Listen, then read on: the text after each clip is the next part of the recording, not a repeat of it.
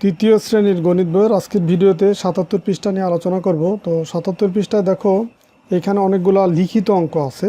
তো এই অঙ্কগুলা ম্যাক্সিমাম অঙ্কই দুইটাভাবে করা যায়, একটা হচ্ছে গাণিতিক বাক্য আর একটা হচ্ছে লিখিতভাবে। তো গাণিতিক বাক্যের সাহায্যে করাটা খুবই সহজ। তো আমি লিখে সমাধান করে দেখাচ্ছি। তো লিখে যদি বুঝো তাহলে গাণিতিক বাক্যটা তুমি এমনিই বুঝবা, বা আগের ভিডিওতে কিছু আমি গাণিতিক বাক্যের সাহায্যে কীভাবে সহজে করা যায় সেটাও দেখাইছি। তবে এইখানে যে অঙ্কগুলো আছে এগুলো তোমাদেরকে আমি লিখিতভাবে করে দেখাচ্ছি। ৬ নম্বর অঙ্কটা দেখো, এইখানে দেয়া আছে যে ২৭ টাকা ৩ জনকে সমানভাবে ভাগ করে দেয়া হলে প্রত্যেকে কত টাকা করে পাবে। প্রত্যেক মানে হচ্ছে একজনে কত টাকা পাবে সেটা বের করতে বলছে। তো এখন এইখানে প্রশ্নটা আগে বুঝো যে প্রত্যেকে কত টাকা পাবে, এই টাকার পরিমাণটা বের করতে বলছে। আর প্রথমেই দেওয়া আছে যে ২৭ টাকা ৩ জনকে সমানভাবে ভাগ করে দেওয়া হলে। তো এখন এই টাকা যেহেতু বের করতে বলছে, এই টাকাটা হচ্ছে ডান পাশে রাখতে হবে। মানে এমনভাবে এই প্রথম বাক্যটা সাজাবো এই টাকার পরিমাণটা ডান পাশে থাকবে। তো যেহেতু টাকাটা বের করতে বলছো, তো এই কারণে আমি এই যে ২৭ টাকা ৩ জনকে দেওয়া হবে এই লাইনটা একটু ঘুরাই লিখবো যে ৩ জন পাবে হচ্ছে এই ২৭ টাকা। ২৭ টাকা পাবে কয়জন? ৩ জন। তো এখন বলছে প্রত্যেকে কত টাকা পাবে, প্রত্যেক মানে হচ্ছে একজন। তো সুতরাং একজন পাবে, এই ৩ জনে যদি ২৭ টাকা পায় একজনে আরও কম পাবে, আর কম মানে কি ভাগ, ২৭ ভাগ হচ্ছে ৩ এত টাকা। তো এই ৩ দিয়ে ২৭কে ভাগ করবো। তো ৩-এর নামটা যদি তুমি পড়ো তাহলে দেখো ৩ নং ২৭, তার মানে এখানে ভাগফল হবে ৯। তাহলে একজনে ৯ টাকা করে পাবে। এটাই হচ্ছে অ্যান্সার বা উত্তর। আর তুমি প্রয়োজনে এই ভাগগুলা ডান পাশে দেখাই দিতে পারো যে ৩ দিয়ে ভাগ করবো কাকে, ২৭কে। তো ৩ দিয়ে ২৭কে ভাগ করলে ৯ বার যাবে, ৩ নং ২৭ মিলে গেল ০। তাহলে ভাগফল কত পেলাম? ৯ পেলাম। তুমি চাইলে এই ভাগটাও দেখাই দিতে পারো। আর এই ভাগগুলো যেহেতু ছোট, তুমি এইখানেই কিন্তু করে ফেলা যায়। তো এরপরে পরবর্তীতে দেখো ৭ নম্বর অঙ্কটা। ৭ নম্বর অঙ্ক এখানে দেওয়া আছে যে একটি বেঞ্চে ৫ জন বসে। তো ২৫ জনের জন্য কয়টি বেঞ্চের প্রয়োজন। তো এই অঙ্কটা দেখো এখানে বলছে যে কয়টি বেঞ্চের প্রয়োজন, মানে বেঞ্চের সংখ্যাটা বের করতে বলছে। তো এইখানে আমরা এই প্রথম যে লাইনটা দেওয়া আছে একটি বেঞ্চে ৫ জন বসে, তো এই লাইনটাকে আমরা ঘুরাই লিখবো যে ৫ জন বসে, বা ৫ জনের জন্য প্রয়োজন সমান কয়টি বেঞ্চ? একটি বেঞ্চ।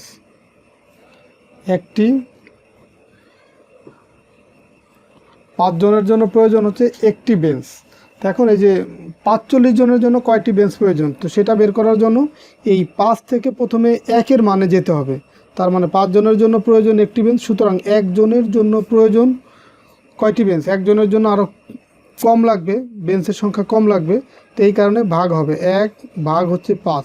তো আমরা এই যে আগের অঙ্কটায় দেখো এই যে ২৭ ভাগ চিহ্ন দিয়ে ৩ লিখছি। তো এইভাবেও লেখা যায়। আর যদি তুমি এরকম তার নিচে টান দিয়ে নিচে ৫ লিখে সেটা দ্বারা ভাগে বোঝায়। তাহলে একজনের জন্য প্রয়োজন এতটি বেঞ্চ।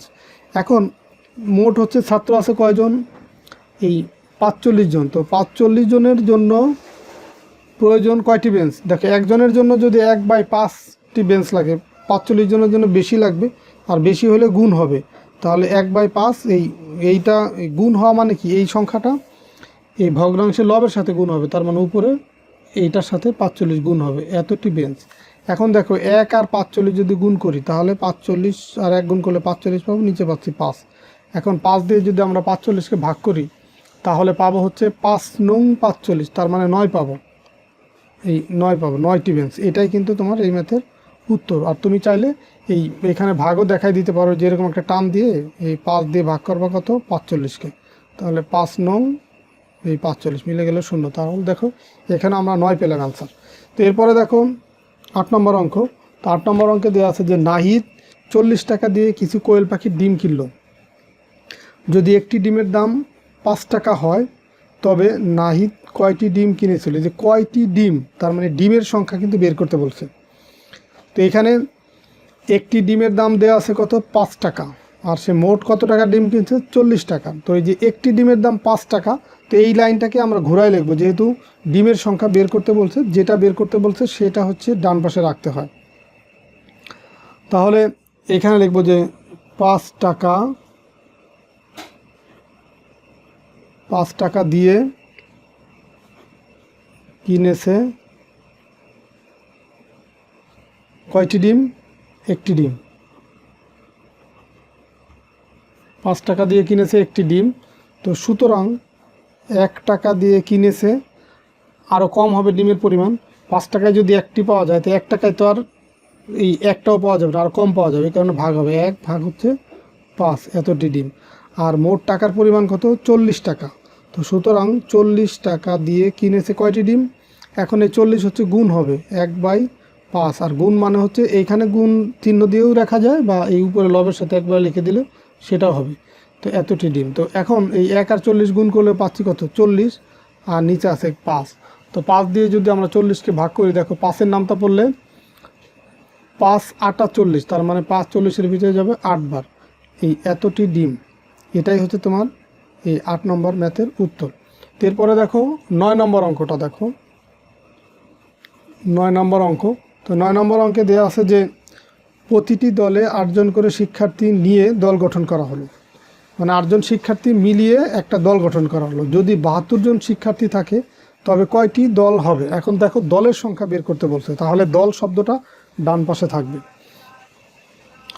তাহলে আমরা এই প্রথম লাইন যেটা দেওয়া আছে, প্রতিটি দলে 8 জন শিক্ষার্থী নিয়ে দল গঠন করা, প্রতিটি মানে হচ্ছে একটি দলে 8 জন শিক্ষার্থী থাকে। তাহলে আমরা এই লাইনটাকে ঘোরাই লিখব যে 8 জন শিক্ষার্থী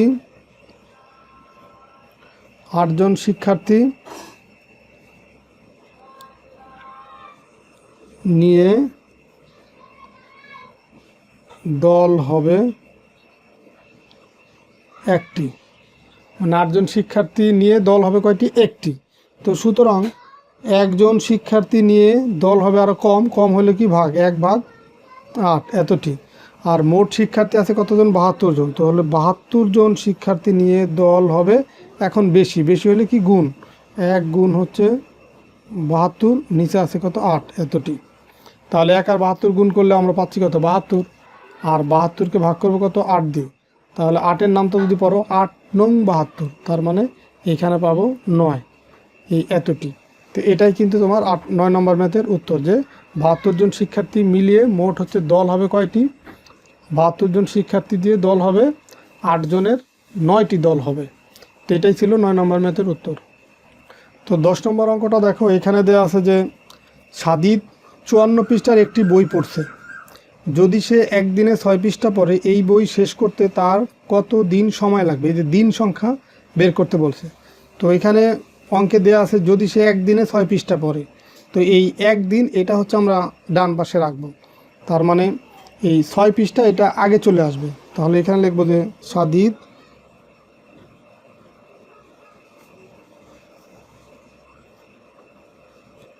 6 পৃষ্ঠা বই পড়ে, 6 পৃষ্ঠা বই পড়ে সমান কয় দিনে? একদিনে। তো সুতরাং সাদিদ 1 পৃষ্ঠা বই পড়ে কয় দিনে? 1 পৃষ্ঠা পড়তে আরও কম সময় লাগবে, তার মানে ভাগ 1/6 এত দিনে। তো আর মোট বইয়ের পৃষ্ঠা সংখ্যা ছিল কত? 54। সাদিদ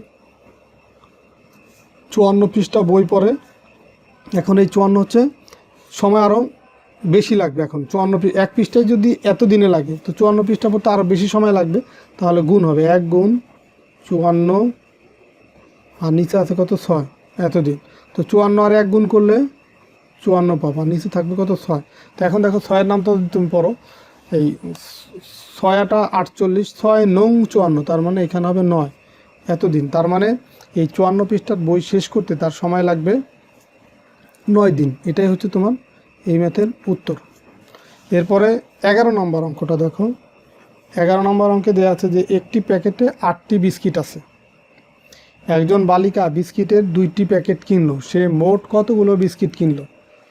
দেখো এক প্যাকেটে বিস্কিট আছে কয়টি? 8টি। আর এখানে বিস্কিট সংখ্যাটাই বের করতে বলছে যে কয়টি বিস্কিট কিনলো। এই 2 প্যাকেট যেহেতু বিস্কিট কিনলো, তো এই কারণে বিস্কিট সংখ্যাটা যেভাবে আছে ডান পাশে এভাবেই রাখবো, যে এক প্যাকেটে বিস্কিট আছে এক প্যাকেটে